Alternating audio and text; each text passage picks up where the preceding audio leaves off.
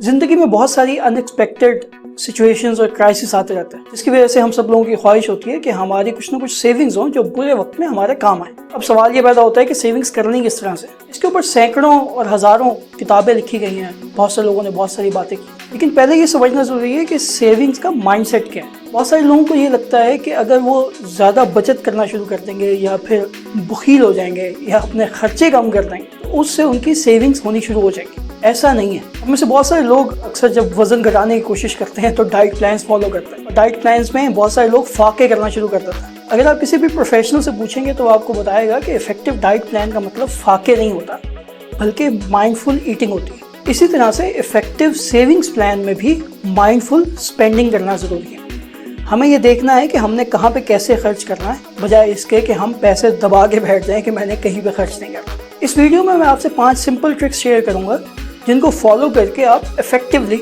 Savings कर सकते हैं, खुद को मुश्किल में डाले बगैर। अगर आप ये वीडियो एंड तक देखेंगे तो एंड में मैंने एक बोनस टिप शेयर किया। I hope that will help you too. Let's get to it. सबसे पहला रूल जो आपको फॉलो करना है वो है treat yourself often but not regular.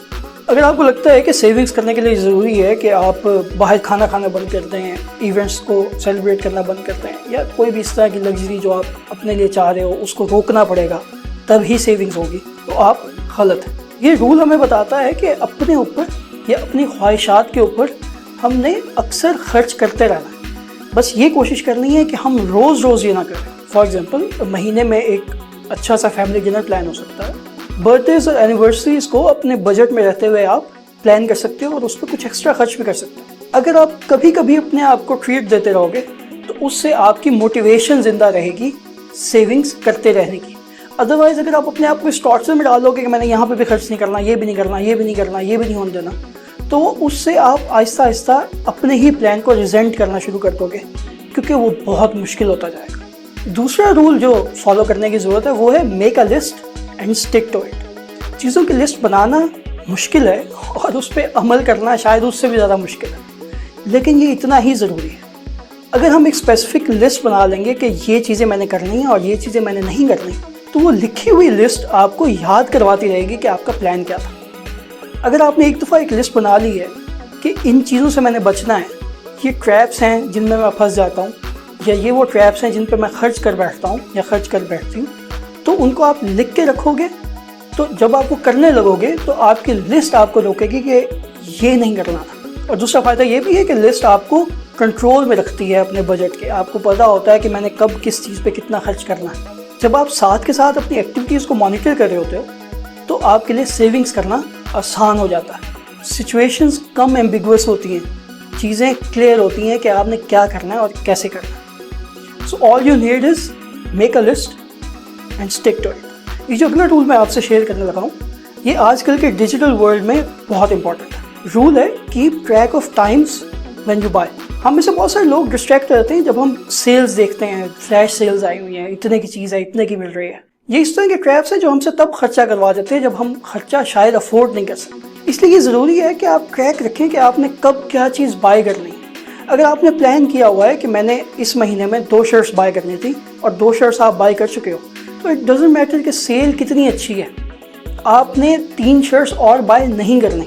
ये चीज़ बहुत सारे लोगों के लिए डाइजेस्ट करना शायद थोड़ा मुश्किल हो, लेकिन एट टाइम्स सेल पे ख़रीदी हुई चीज़ आपको ज़्यादा महंगी पड़ जाती है बनिस्बत उसके जो आपने पूरे पैसे दे के चीज़ खरीदी है, क्योंकि कब आपकी फाइनेंशियल सिचुएशन क्या थी ये मैटर करता है। अगर आप अपनी ख़रीदारी का ट्रैक नहीं रखते तो आपको पता ही नहीं चलता कि आप कब छोटे छोटे डेट्स में फंसते जाते हो। इसलिए ये क्लैरिटी ज़रूरी है कि कब क्या बाय करना है और 2 परचेजेस के दरमियान इतना फासला करना ज़रूरी है। बहुत सारे लोग एंड ऑफ सीज़न सेल्स में अगले सीज़न के लिए चीज़ें बाय कर लेते हैं। प्लान अच्छा है, लेकिन ये प्लान पहले से आपको पता होना चाहिए।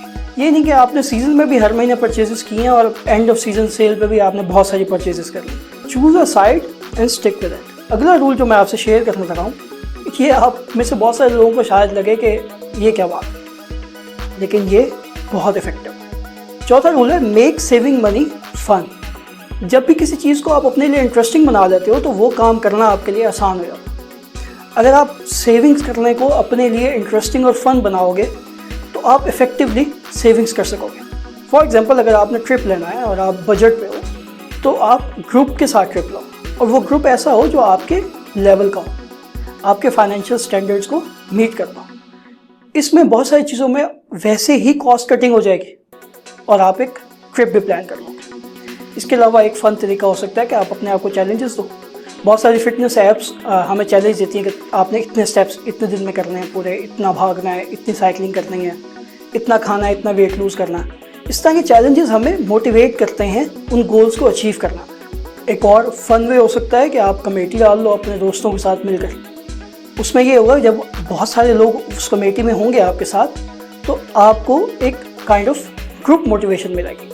जब आपके सब लोग महीने में इतने पैसे बचा के कमेटी में डाल रहे होंगे तो फिर आपको भी एक मोटिवेशन आएगी कि मैं भी ये कर सकता हूँ। इसमें और भी बहुत सारे फन वेज हो सकते हैं। अगर आपके ज़हन में कोई है तो मुझे कमेंट्स में ज़रूर बताइएगा। Last but not the least, use cash and cards sensibly.